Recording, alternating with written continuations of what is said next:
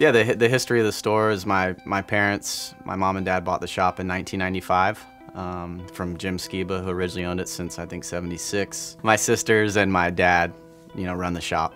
I'm a professional surfer, so I travel around and surf and spread the word out on the road. I guess, my family decided to buy the shop because surfing's always been my thing, and I turned professional when I was 18 and started traveling the world, so I think just a surf shop was maybe a good idea. My dad used to own sporting goods stores in New Jersey, so he had a background in retail, and then it was just natural. This place was up for sale, and we live right here, so it was a perfect time to buy a shop. Growing up in the area, I always used to look up to all the employees here and other managers.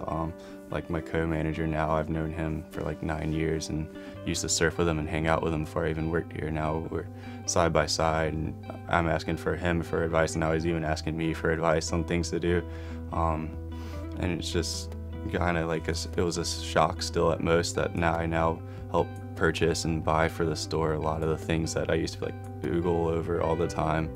Now I'm like, yeah, this is some of the newest stuff in the store, and I help pick it out. The young kids nowadays come in and Google and all over the stuff that I help pick out, like how I used to back in the day. It's a really cool feeling. Sweetwater, I think, first sponsored me when I was about 12 or 13.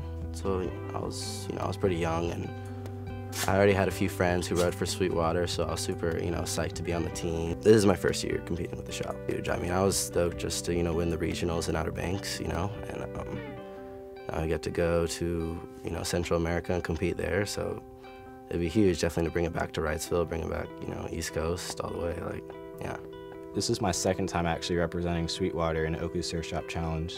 Yeah, last year Oakley sent us to Bali, and I pretty much couldn't believe it the whole time. Like, after we won the regionals, and by a tenth of a point, I think was what it was, and that was crazy. And then going to Bali and a free paid trip, I still can't really believe I did it, honestly. So for me, being on this team is a chance for me to travel and make friends with people who I otherwise wouldn't.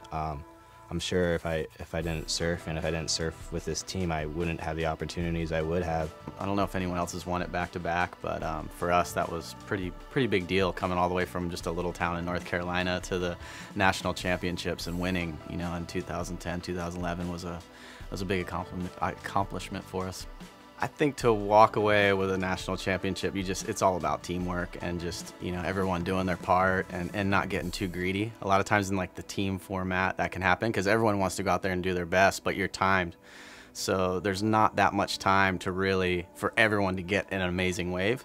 So you kind of have to, sometimes you have to pull back a little bit and you may not surf your best, but you have to give the other guys time. So I think it's just all about teamwork at the end of the day.